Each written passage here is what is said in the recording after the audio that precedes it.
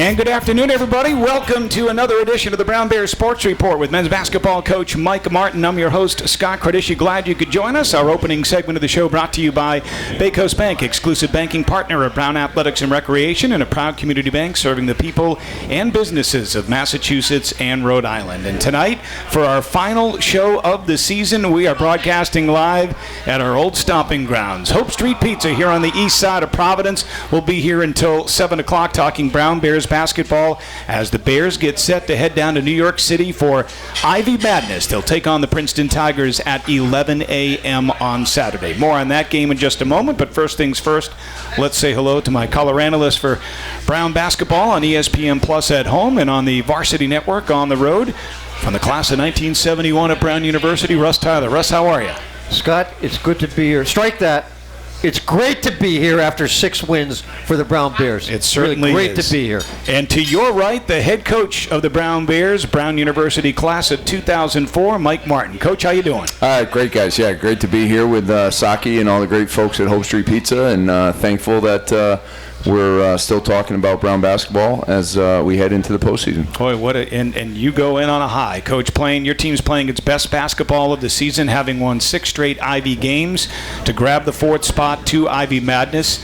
I know we've talked about it over the past few weeks on the show, but you have to be happy with the way the team's playing. And again, at Yale on Saturday, down by 15 in the second half, and you rally from that deficit to pull out the win. Yeah, really pleased with how we're playing, and I think Saturday specifically, we just stayed with it. Yale kind of controlled most of the game. They started quickly on us.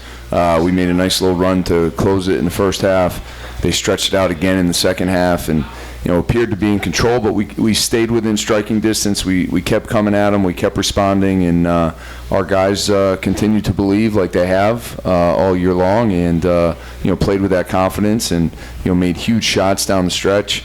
And even though Yale's offense was really pretty good throughout, we found a way to get enough stops to close that. We went on a 10-0 run, which was key from the 4-minute mark on to close it to 1, and then obviously big shots made to force overtime and then win it at the end. Yeah, so Mike, you get multiple contributions from lots of people in terms of clutch plays. I mean, you've got everybody just contributing. It's not just one guy making a jump shot, hey, you win the game. But to get to that point, I mean, Cooley made a spectacular shot, but Nana made a couple threes. Keno had a great game. AJ had the assist on the last play. Chemo played well until he got hurt. Malachi does his thing. Cooley, I mean, you've got just everybody clutch plays for the Bears. Yeah, a lot of winning plays throughout that game, and obviously you can focus on the end of the game, but a lot of winning plays throughout the 45 minutes. Yeah. And the steal that Kalu had right before Cooley's game-winning basket, I thought was huge. After we had the 3-on-1 and we couldn't finish, we kept playing, and we got back in transition defense, and Yale tried to go for obviously a layup that they thought they had, and Kalu just really hustled back to make that winning play. And yeah, Keno had great assist to Nana off an offensive rebound. Lindell had a huge tap in overtime. Yes. So just up and down the roster, and what led to that point, we had winning plays in practice from guys who didn't even play in the game. So you think about everything that goes into a win like that. It's the preparation, it's the scout team, it's the connectivity, it's the belief, it's the confidence, and obviously big shots help too. And Kalu, 4 free throws at the end of the game as well. Yeah, and he, I think, did he go 4 for 5? 4 for 5, yeah. Yep. And Keno gets fouled on a 3, makes all 3, to close it from a 6-point game to a 3-point game, which was obviously huge because the next possession, Nana hits the 3, or maybe it was 2 possessions later. But either way, we needed them all, and our free throw shooting was pretty good. Our rebounding was again the story. We've been the number 1 offensive rebounding team in the Ivy League. We were playing against the number 1 defensive rebounding team in the league in Yale, and we won that battle, and that was huge. We got more bites at the apple, so to speak, the other day. I thought the battle of the boards was a big key to your win. Let's go over some of the highlights, Coach, from the game. And, Yale took the early lead, but your team would battle back in the first half, and you got some good offense, courtesy of some good defense. Take a listen. There's a near steal by Lilly, and he does come up with it. Finds A.J. Lespert. Lespert, one man to beat. He's going to jam it! Beat Simmons down the floor for the slam dunk. So, the good play by Lilly on defense, coming up with the loose ball, finds A.J. in transition, and A.J. finishes it. Yeah, that was a winning play there, Scott. I mean, Keno diving on the floor. It was a loose ball. He could have had it. Yale guy could have had it. He comes up with it, and we get 2 points out of it. So, those are the kind of plays that propel you to wins like that on the road, and those are the kind of plays that you're going to need to make this weekend in postseason play. So, Coach, as we mentioned, the Bulldogs would take as much as a 15-point lead in the second half when your team would respond once again. And how about this pretty move, Russ? I know you liked it, and we'll hear it right here. Keno Lilly Jr., the Ivy League's leading scorer, pulls the Bears to within 6 in the second half. Here's Lilly. Fakes the three. Now puts up the runner off the window and in. Oh, man. Was that pretty or what? Plus, how about the fake he put on Bez Mbeng, went right by him and kissed it off the glass. We've seen that move today 3 or 4 times. 20 points for Keno Lilly Jr. and a timeout call by James Jones as the Bears pull to within 6. I mean, that was a beautiful move by Keno. Coach, I love when he takes it to the basket because he's such a threat from the perimeter. But when he starts going by guys, I mean, how do you defend him? You know what I mean? Well, and that's the thing, especially the way so many teams are locked in on him. I think the more he can get those paint touches, the more he can you see the kickouts he had, like on Nana's game-tying 3. But then obviously he's such a gifted scorer, with his touch around the basket, whether it's on floaters or runners, and that was kind of like a runner off the wrong leg, and he over a defender who was closing on him, and Bez Mbeng, last year's Defensive Player of the Year, closing behind him, so it's like not a whole lot of room for him, and he makes it something out of nothing a lot. Yeah. And Mike, on the last play, the Cooley hits a jump shot. Of course, AJ's going down the left side of the lane, and he probably could try to get some kind of an awkward shot off or somehow or other. Maybe he could convert it, but instead he gets it to Cooley, and Cooley elevates as high as you used to elevate when you played. No, but in that Casey Simmons' hand is right there.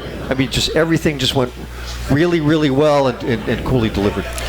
Yeah, that was just a big time shot, Russ, and that's a guy who's 6'6", 6'7", with great length and great athleticism, and he was able to elevate and get a shot off. I mean, sometimes late game, and that was not our first option, it wasn't our second option, but sometimes late game you just need guys to go make plays, and sometimes you need guys like that who have the ability to get their shot off, who have that size and who have that athleticism, and he released it high as well. He was able to get it over the outstretched arms of a really athletic defender in Casey Simmons. Yeah. So, Coach, down by 3 in the game's final minute of regulation, Nana Owusu-Anane, one of your co-captains, comes up with a big shot. Lilly dribbles left off the Nana ball screen. Dribbles to his right. 8 in the shot clock, 7. He's going to take a contested 3, no good, and a rebound back tap to Lespert by Cooley. Here's Lilly, open 3, gets it to Nana, right corner 3 for the tie. It's good! Keno Lilly Jr. with the assist, and Nana with the 3. I mean, just, again, what a big play by your big guy. He can stretch the floor. Maybe not who Yale's thinking is going to take that shot. I'm sure they're thinking Lilly's probably option number 1, but Nana open in the corner. Keno finds him, and he knocks it down. Well, first off, Nana's worked so hard on his shooting, and he's such a good outside shooter. We want him to take 5, 6, 7 threes a game, because that just opens up so many things for him and for our team offensively. But that was a broken play, and that was the result of an offensive rebound and another loose ball situation, and Aaron Cooley comes crashing from the weak side to keep that ball alive off of Keno's initial miss. AJ hustles it down, and then we played with really good poise. AJ caught it with 2 hands, saw Keno. Keno probably could have taken a shot, but he passed it to get Nana a better shot from the corner, and Nana was loving that corner. He had hit 2 already from there, and I think he felt great about the shot. We felt really good about it, and again, that's a result of a lot of guys working really hard, and obviously the guy who made the shot, that's just not him getting lucky. That's hours and hours and hours of hard work, refining his shooting and believing in it and being confident in it. And Coach, Yale comes out, scores the first 4 points of overtime, but again, your team was unbowed as they responded once again. And how about the pretty 3 by Keno Lilly Jr. in overtime? Lilly, with 9 on the shot clock, finds Lespert. Lespert back to Lilly with 5, 4, 3 on the shot clock. Lilly steps to his left, takes the 3. Ties the game! with Matt Noling all over him. Whoa! Keno Lilly falling into the stands. Right? Oh, they've got a whole row of Yale boosters courtside, and Keno just said hello to a few of them. I mean, even they were stunned, but they appreciated like the greatness of Keno Lilly Jr. in that moment. What a shot! Yeah, I mean, again, late clock, and AJ made a really good play to get the ball back to Keno because he saw the mismatch. We'd forced them to switch. We ran a play that was similar, actually the same play that Kalu got a lob dunk, if you remember, in our home game against Penn, because there was no help on the back screen. Keno set a great screen, and then Yale forced to switch. We got Mbang off of Keno, and then he was able to kind of attack the one-on-one matchup late clock with Noling, and obviously not an easy shot, but it's a shot that it's never a bad shot when Keno can get it off. It may be a hard shot, but it's never a bad one because he's such a gifted shot maker. And then, Coach, very late in overtime, you come up with a defensive stop, you miss an opportunity in transition, but the team gets another defensive stop. You get the ball back, you call timeout with 10 seconds to go. What's going through your mind? Now they're overplaying Lilly. Mbang was with them all the way in the backcourt, so it was hard to get Keno the ball. But what are you thinking in that moment when you called the timeout? What are you trying to do? Well, we had opted not to call timeout after the last stop of regulation, and normally I would lean towards doing that, especially when we have the ball in Keno's hands. I just felt like we needed a timeout, and it didn't turn out to really help us a whole lot because we had to, obviously hit a very difficult shot late. But the thought was to use Keno as a screener and not so much as a guy receiving the pass. Now maybe that's our first mistake. You got to get the ball in his hands probably, but we wanted to use him as a screener and see if we could free up AJ a little bit. And also have the option for Nana to keep the ball and drive it and get to the rim if he didn't, feel good about passing it off to AJ. We executed pretty well. Yale played really good defense, and Cooley bailed us out with an amazing shot. He just hit a great shot. So with the game tied at 81, coming out of the timeout with 10 seconds to go, here's what happened. Lesperant looking for somewhere to go with it, and now he gets it into Nana Owusu-Anane. Lilly comes to get it, but he won't let him get it. Now Lesperant with 6, with 5, with 4. Gets it to Cooley. Cooley with 3, with 2. He's going to take a contested three.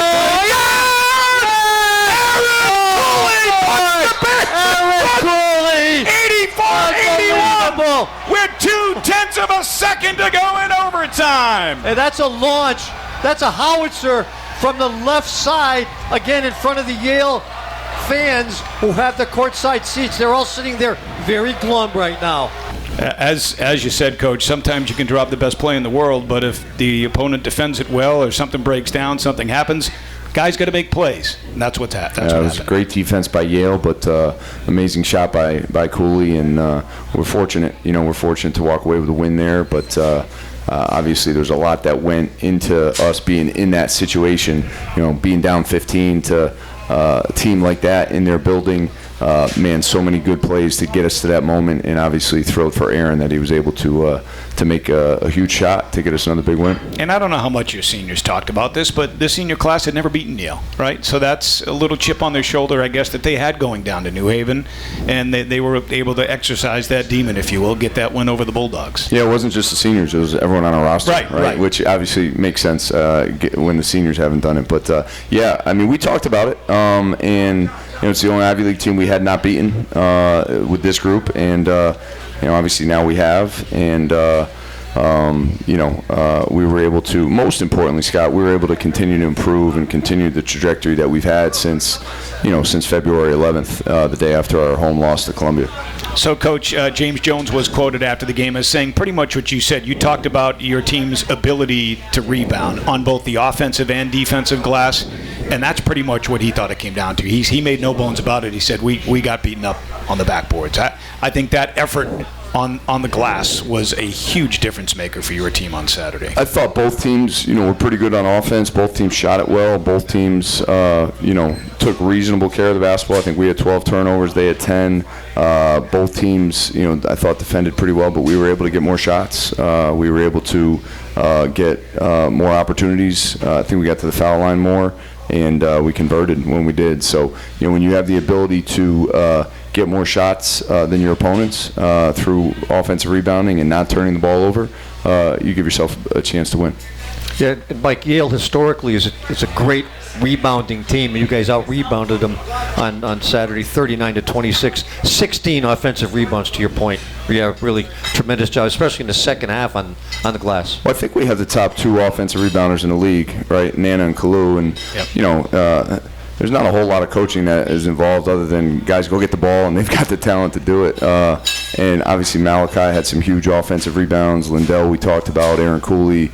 Guys did their jobs, right? They crashed when they're supposed to crash without giving up a whole lot in defensive transition. And when you recruit the type of rebounders we have, you want to play to that advantage and play to that strength. And these guys, in their effort and their determination, has allowed us to be the best offensive rebounding team in the league. We've got to keep it going. We've got to make sure we do that this weekend. So, Coach, we talked about that 6-game win streak, and in reality, it could be 7. So you have pointed on a few occasions to that loss at home a few weeks ago to Columbia. That was kind of the turning point for this basketball team. The first game coming out of that Columbia loss was at Princeton.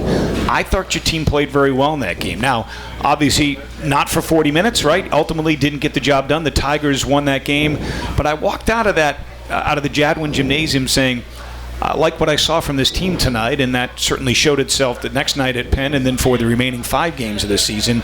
So I guess my point is, yeah, the Princeton game didn't go your way, but that's where I thought this team turned the ship around, if you will. Well, that was probably the what the public saw. I think we turned it around that Monday after the Columbia game with our film session and with our week of practice that week. We obviously continue to make mistakes, but the guys have been, we've been a much more connected group, and we've been a much more determined group. We've really played to our identity. We want to, no matter what happens, we want to make sure we're the hardest playing team, that is the most connected team that really tries to execute. And I think we've done that the last 7 games. The last 10 minutes of the Princeton game, they dominated, and we weren't those 3 things. But obviously, I think you have to credit Princeton for how they played, and we've got to be that for 40+ minutes on Saturday if we want to have a chance to beat them. Yeah. So, Mike, at Princeton, obviously, there's a difference in free throw shooting: 26 for 31 for the Tigers, 2 for 5 for you guys. But despite that, if it wasn't for that 10 minutes where it really didn't play well, you guys were right in that game, up 10 with 10 minutes to go against a Princeton team that only lost 3 games all year. But it's a 40-minute game, Russ. Oh, it is. If it was 30, maybe we would have walked out of there with a win. But unfortunately, it's 40.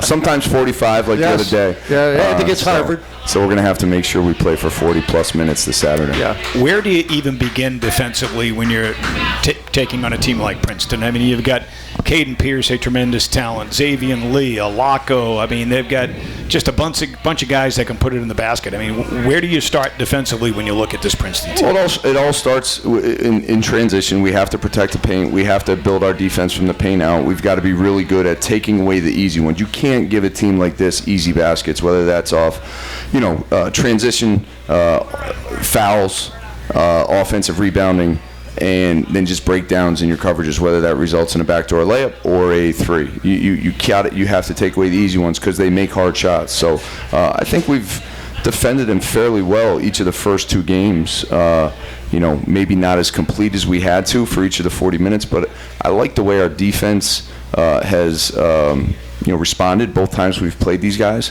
We've got to take away the easy baskets. They can't make 15 threes. If they make 17 threes like they did against Penn the other night, we're going to be in trouble.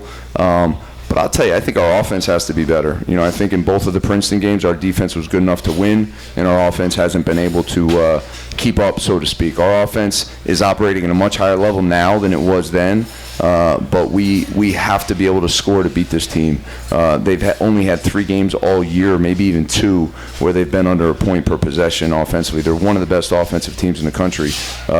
We've got to make sure we're ready to defend them, but we also have to score, Scott. We got to be able to score the basketball to win the game.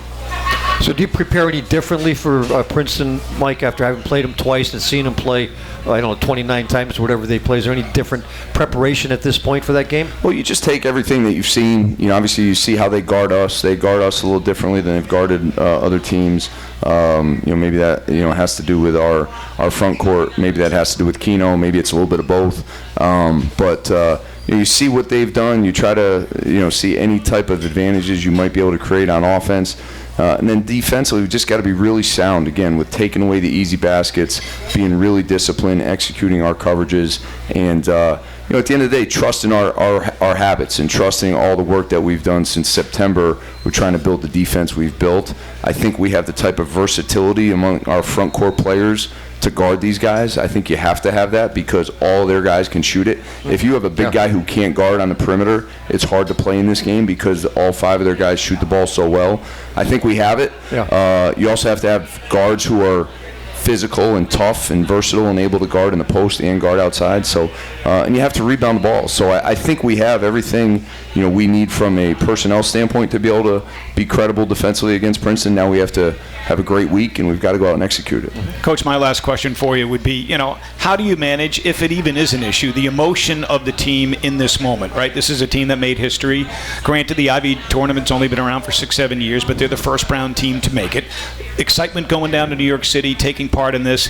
How much do you try to, let them, A, enjoy the moment, but B, understand this is a business trip, and we need to play the type of basketball we've played the past 6 games that got us here? Yeah, guys are going to be excited, and we're at our best when we play with passion and spirit and energy and emotion. I think those are all great things. We're going to continue to operate like we have. We believe in our process. We believe in our plan. We believe in our preparation. We believe in our talent. And at the end of the day, Princeton's going to they're a really good team. We'll be ready to play, but they're also probably feeling like they'll be ready to play too. So the emotions are great. The type of excitement that we have with our alumni and our fans and our just everyone who's excited to go in New York City is a great thing, and I want our players to feed off of that.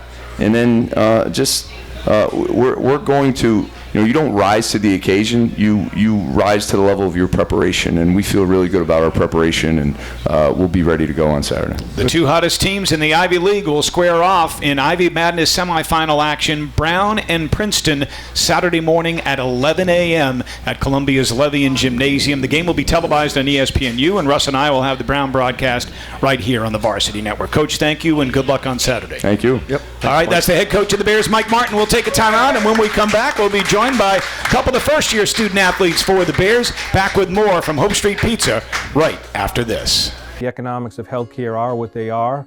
There's a lot of pressure applied to patients from the insurers, from the hospitals, about where they should be receiving their healthcare. They're torn in a lot of ways. My response to that is, why wouldn't you come to the place that's going to care for you, look after your best interests, and make sure you get the very, very best in healthcare?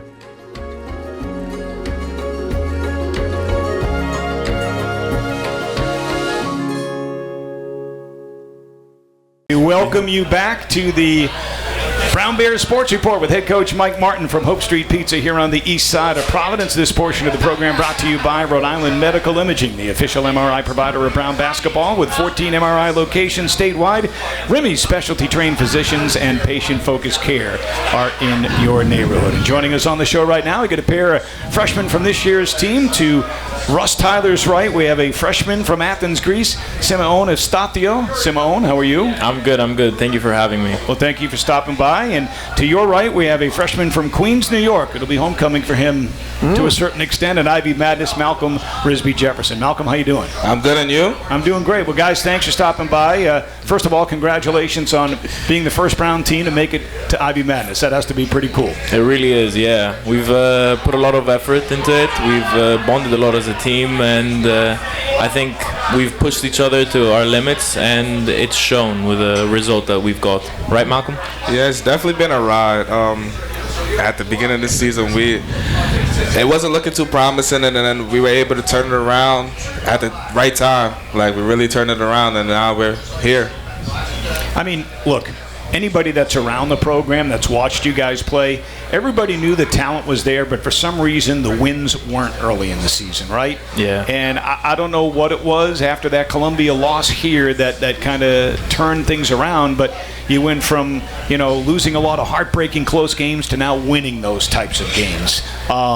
Can you put your finger on any one thing as to why it turned around, or is it just, as Coach said, maybe sticking with the process, believing in the process, and eventually good things happen? Yeah, look, definitely the fact that all our losses were like close game losses showed that we were right there. Like, we had what it took.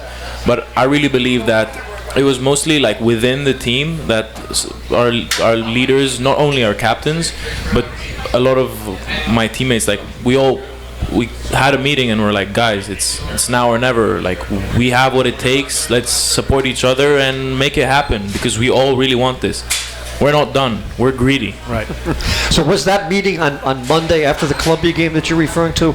So Columbia, we get hit pretty hard by them. Yeah, we did. Yeah, they did it up. And so Coach just mentioned that it wasn't at Princeton that stuff started turning around. It started on Monday at practice. So was the meeting that you're referring to that Monday or Sunday or something? Yes. Mm-hmm. We just had enough. Yeah. And we were ready to change things. And you push did. harder, play harder. And we did, yeah, we really did. Malcolm, a big part of that is, and look, I understand, you're a freshman and you've had some minutes in games on the court, but everybody wants more than what they get. I get that, but sometimes you just have to build to that over the course of 4 years. But the looks for people like Russ that go to practice, the looks that you guys, the scout team, give our starters, that's a huge part of this 6-game win streak and this team reaching its potential, right? I mean, you guys have to push them in order for this team to reach its level of capability. Right. The scout team, even just in practice when we're on two teams, right? When the starters are playing with the people who don't really play, we're always pushing each other, always being competitive, because at the end of the day, we all want to win. And how do we impact winning? Even when you're not playing, you're still cheering on your team. You're still pushing the guys that's on the court. So we're definitely just being as supportive as we can from the position that we're in, right? So just being those people who are able to compete and being able to come to practice and just give it your all, so these guys can have a look at what they're going to play against. So that's we've been in we're in a helpful position, definitely. Okay, so Symeon, you're a freshman here from Athens, Greece. So how does Brown get on your radar, and what was the recruiting process like that ended up with you here in Providence, Rhode Island, thank goodness? Yeah, well, the truth is that overseas, it's really hard to be recognized. Yeah. Like me, as a student athlete back home, I always knew of Brown, like a Division I program, really good academics. It was always at the top of my list. Mm-hmm. And I also played in various international competitions back home. I played for Greece, and a lot of people, scouts and coaches, and thankfully our coaches were able to see me, and we got into conversation, we texted, we called, and I really felt that this was like the perfect fit for me. Yeah, good. Malcolm, how about you from Queens? I know you went to the Phelps School. When did you become involved with Brown, and how did you wind up here? What made this the right spot for you? It started at AAU with Crown Basketball. Shout out Crown Basketball and Chris DiSparo. On the AAU circuit playing hoop group, TJ got in contact with me, and then it started from there. That was really it. So going back to what you said earlier about everybody pushing everybody, is that also a situation where like everybody doesn't just have to know their role, you have to embrace your role on the team, whatever that role is, right? Maybe you're a superb defender, maybe you're a knockdown shooter, whatever it is. Has that been part of this team's success and this team's turnaround and good play these last 6 games, is not just knowing your role but embracing it? Yeah, definitely. At the end of the day, it's whoever's on the court, how do you impact winning, right? So like whatever you do at your best is what the team would expect you to do. Everybody's playing a role at the end of the day. There's 5 people on the basketball court and there's 1 basketball. So we're just coming on the court. Whoever's on the court is trying to impact winning, and coach preaches that every day. The coaching staff preaches that every day. Even the captains, right? We all come in, compete, just try to be better than we were the day before. Yeah. Okay. So Symeon, how do you balance the demands of Division I high-level basketball athletics with the academics at Brown? How's that process been for you? I think the process is definitely manageable. Like the things, the coaches, the teammates, they talk to us. They're there for us. Like if you ever have any type of issues in the classroom, like they're on top of it, and no one gets left behind. You're never gonna have issues. And the same academically. Like if I have a midterm one day and we have an away game, I communicate to my teachers, and everybody is so supportive of Brown basketball. Everybody wants to see us do well, and everybody's super happy that we are doing well, that everyone's understanding, and the culture here is just amazing for you to balance everything. Also, I would like to add that the players on the team also help because they've been here, right? So, and we're freshmen coming in, so like they give us the rundown on what happens in academics and like what to look out for and the classes to take, right? So like they're also helpful in that process as well. From the outside looking in, because I'm not with you guys 24/7, but I always felt from the beginning of the season, I felt like this was a very well-connected team. Like, felt like all 17 guys really like each other, get along, tight-knit group. But, you know, when you suffer all those close losses, does that test that connectivity, or is that never in doubt? No, it definitely does. Yeah. And I think it took a while for us to figure out how we're going to get closer. And once that happened, like, we started turning it around. We started off kind of terribly, and that was because we weren't close as a team. And then I remember Chemo one day was like, listen guys, there's a football game going on, you're all gonna show up, we're all gonna like order some food, hang out. And it was things like that brought the team together.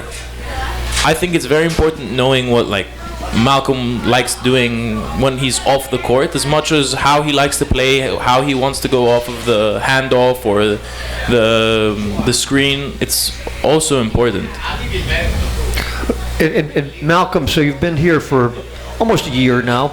And so once the Brown postseason run is over into the NCAA tournament, your strengths and weaknesses, what do you think you need to work on to get better for next year?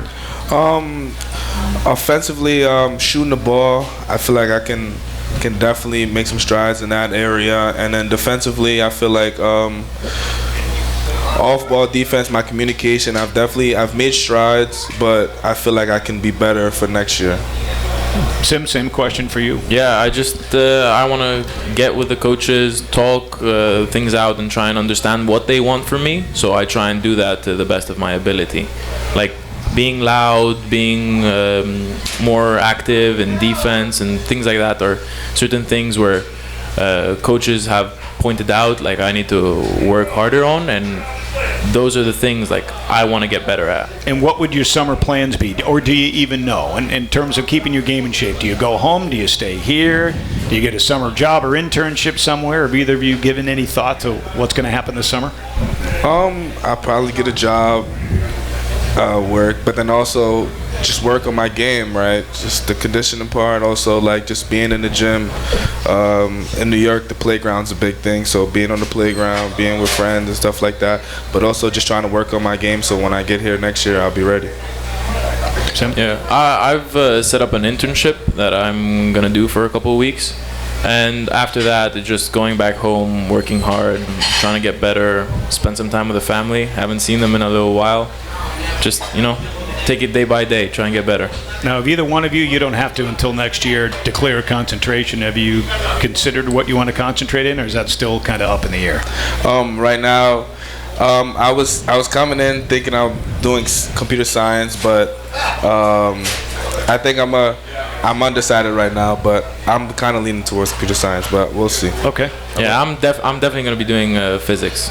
Okay. Yeah. All right. Well, guys, thank you for joining us. Congratulations on the nice run getting into the Ivy tournament, and good luck on Saturday against Thank the you Tigers. so much. Thank you so much. See you in the city, guys. All right. Great job. Malcolm, Wrisby-Jefferson, Symeon, Efstathiou, our guests here on the Brown Bear Sports Report with Mike Martin. When we come back, we'll be joined by co-captains Nana Owusu-Anane and Malachi Ndur when we continue from Hope Street Pizza right after this. The Dave & Buster's method is a 748-step process designed to help you unlearn adulthood and discover the funner you hidden within you. The you that doesn't think about adult things and stuff. Ashley, I don't want to hear anything about your car registration when we're at Dave & Buster's. Okay. The you want to be. Let the Dave & Buster's method illuminate you. So, are you ready to begin? You know you want to. And we welcome you back once again to the Brown Bears Sports Report with men's basketball coach Mike Martin, live from Hope Street Pizza. Scott Cordischi, Russ Tyler with you. Our final segment of the program is brought to you by Dave & Buster's. And right now we're happy to be joined by the co-captains for this year's team. To the right of Russ Tyler, we have senior Malachi Ndur. Mal, how are you? I'm good, Scott. How you doing, Russ? Good to be here. Thanks for joining us. Yeah, thanks for stopping by. And to his right, we have a junior forward, Nana Owusu-Anane. Nana, how you doing? I'm doing well. Thank you for having us. All right, guys. Congratulations on the win over Yale and just really the way this team's playing. Nana, I retweeted a tweet of yours from early January when things weren't going well for this team, and you said, I'm paraphrasing, stick with us because things are going to turn. And they have. No, definitely. I mean, I remember that was right after the Vermont game. I'd missed a layup to win the game, I think. Well, that wasn't just a layup. That was contested. Guys draped all over you. Yeah, I mean, and then a bunch of us after that game, we were together, and we just talked about how we know, like, we just got to stay the course, stay with it, keep believing, because eventually we're going to get to where we want to get to. And we've continued to make those strides, and we know that there's still a lot ahead of us, so we're looking forward to that. Russ, it doesn't happen without great leadership. Oh, both of them. I mean, we talk all year about Malachi's energy, and Nana on the floor just continuing to develop all year and bringing it with all the rest of the players and energizing them and so forth. So terrific job, guys, both of you. Yeah, appreciate that. Thank you, for sure. So, Mal, talk about this turnaround, right? I mean, obviously there was that belief within that locker room, but I'm sure outside the locker room there probably weren't a lot of believers in you guys, and yet you're able to turn this thing around, and you guys are now playing to your level of capability. You know what I mean? For sure. And, like coming into the season, there was expectations of us, just with the strides that we made last season and with the returning group that we had this year. And the performances in the beginning of the year were tough because, in all of the games I felt, bar like one or two, we were in all of them, 1 possession, 2 possession games. And I think going through that, when we went through that, was key to our turnaround because it instilled belief in us that regardless of the game that we're going to be competing, and that we're capable of winning any game that we're in. So going through those tough moments and losing those tough games prepared us for this last few games that we've been on, just being in those tough moments, when adversity hits, and basketball is not always smooth sailing, and that's been the case for our team throughout the whole year. There's been so many ups and downs, and it's been a pleasure to be on the ride with these guys because throughout all the ups and downs, we stayed true to each other. We never switched on each other. We never folded under pressure. We never succumbed just to the bad experiences that we had. We always stayed together. So I just love this group, and I love being a part of this. Yeah, and Dan, the idea, I think, if you're a basketball player at Brown or elsewhere, as you go through your career, you want to get better, you want to develop and so forth.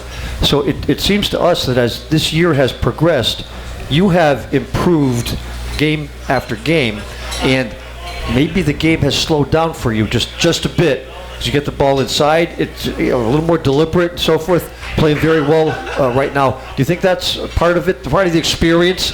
Nah, definitely. I feel like you said, the game's slowing down. And also just like making those mistakes early on, losing a lot of those games early on, me seeing what I was doing wrong, what I was doing right, just watching a lot of film, and then just the main thing, just consistently staying in the gym. I think, like you said, the game's slowing down, and then as a group, when you're connected and we're just clicking, it just makes everything easier out there. Nana, Coach talked about you and Mal. The same applies to you. You guys are, I would consider, stretch bigs because you're not just getting it done down low in the paint by the rim. You both can and do knock down the three, and you came up with 3 big ones, including the game-tying 3 at Yale this past Saturday. And Mal, we were joking off the air, you had 4 of them against Dartmouth up in Hanover earlier this season. I'm sure that's a part of your game that you're worked on, right? As a freshman, you weren't knocking those down on a regular basis. No, definitely not. I mean, coming in, I always felt like I could shoot the ball, but I wasn't hitting them. So just honestly, my go-to coaches, Coach Hirsch last year, and then this year being with TJ. Like throughout the summer, me and TJ had a goal. I forget the specific number, but I think it was to hit 2,000 threes or something like that. So every week he's texting me, checking up on me. I have to make a certain amount every week. And then this year, every day we're in the gym together. So just consistently working at that. And Mal, of course, we know about the 4 for 4 against Harvard, but let's not forget against Dartmouth. Let's not forget the 2 for 2 you did against the Harvard Crimson a couple of weeks ago. How'd that feel? Felt great. Yeah. Just having the confidence from my teammates and the coaches just to be able to let those shots go. I've always that's been a shot that I've tried to implement to my game from a young age. Just being a pretty tall individual, just being able to do multiple things on the basketball court, being versatile. And just doing anything to help the team win. So I was able to come up big with those ones against Harvard, and just hoping for more. Guys, all season long, you have been pretty much from the start of the year to now the leading offensive rebounding team in the Ivy League.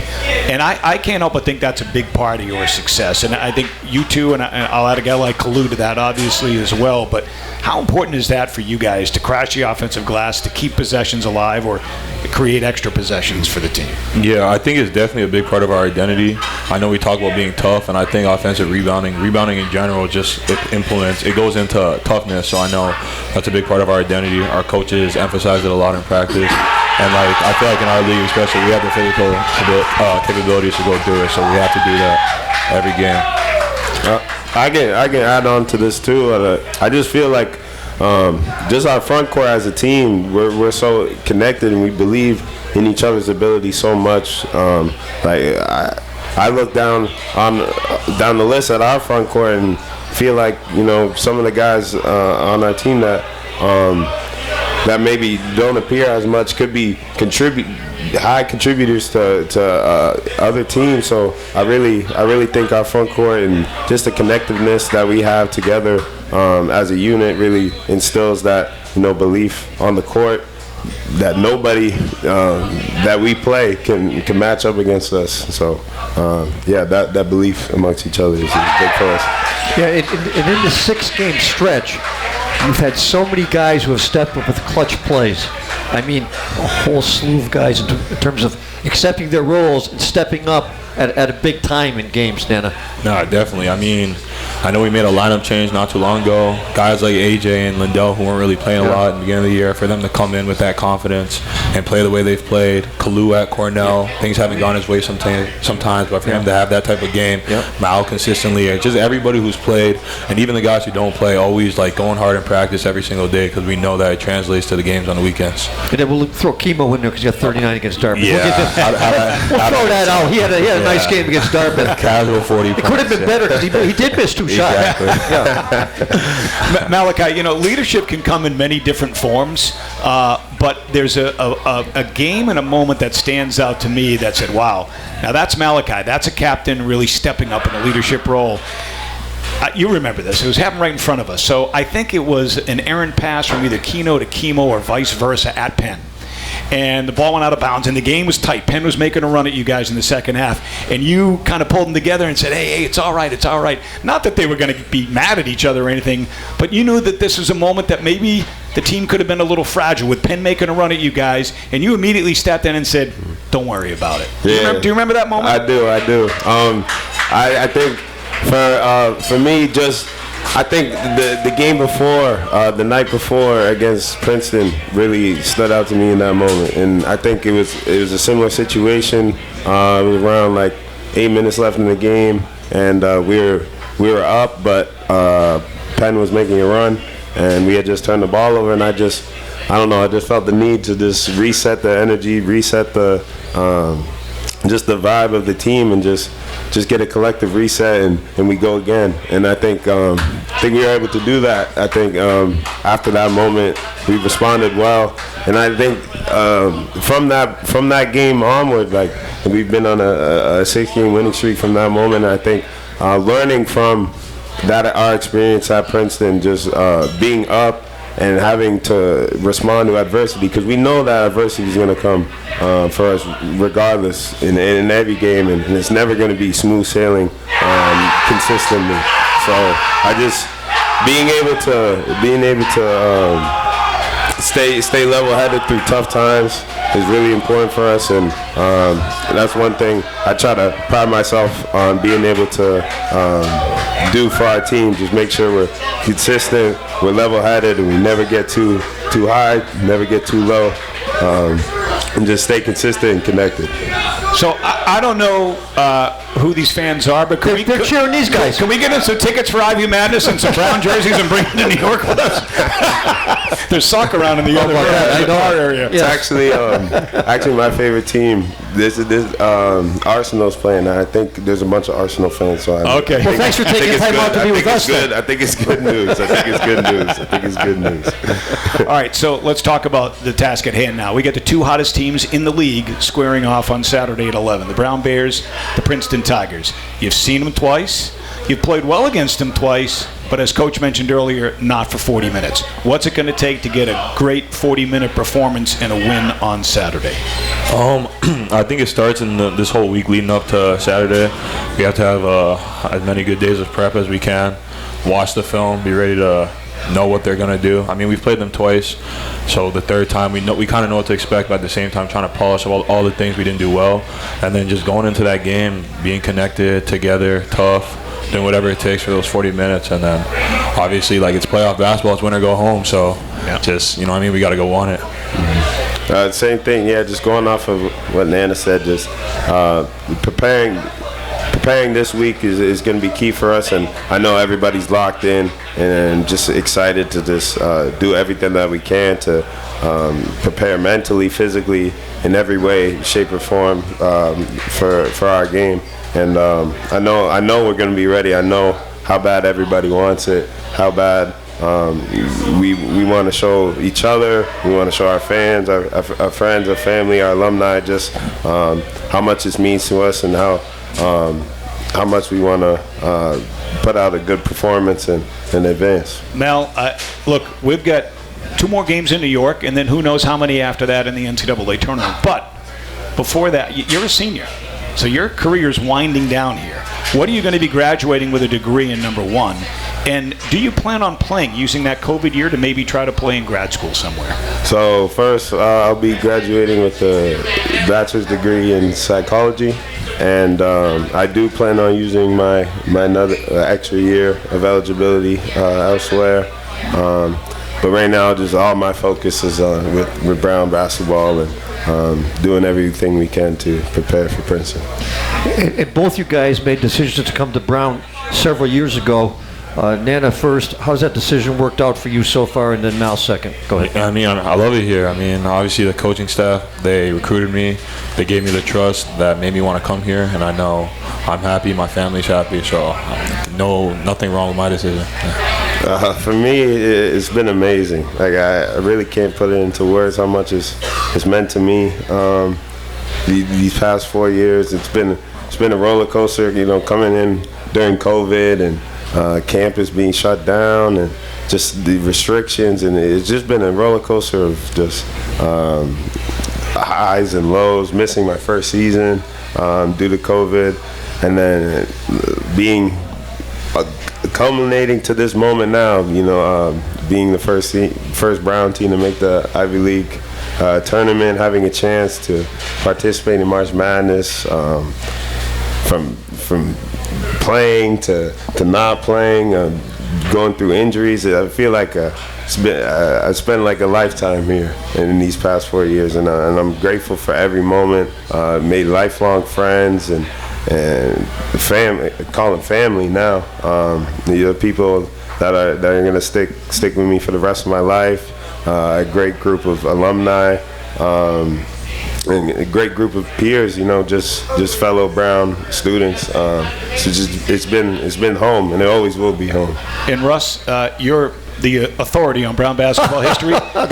There's pressure. Safe to say, the first time Canada. in program history, yes. 2 Canadian captains? I don't think there's any question about it. Have we even had one before this year? I don't think so. Obi? Oh, that's right. Obi, come on, Scott. You're better than that, Scott. Best player of the year. What's the matter with you? Like I almost feel like we need to play "O Canada" before I can, as well as we should. Stars. Nothing wrong with that, guys. Right? For sure. Yeah. For sure. Come on. Thank you both. Guys, congratulations. Yeah, Mal, certainly we wish you the best of luck in your future endeavors, but hopefully there's a lot more basketball to be played before then. Sure. Guys, thank you for joining us. Good luck on Mal, Saturday. thank you. Thank you. Nana, thanks a lot. Thank you both. Malachi, Ndur, and Nana Owusu-Anane with us, wrapping things up tonight on the Brown Bears Sports Report with head coach Mike Martin. That'll do it for us. The Bears take on the Princeton Tigers Saturday, 11 a.m. at Columbia's Levian Gymnasium in New York City. The game will be televised on ESPNU, and we will have the audio broadcast for you right here on the Varsity Network. Russ and I will be on the air at 10:45. That'll do it for us. My thanks to everyone for joining us here at Hope Street Pizza. For Russ Tyler, my name is Scott Cordischi. Have a good night, everybody.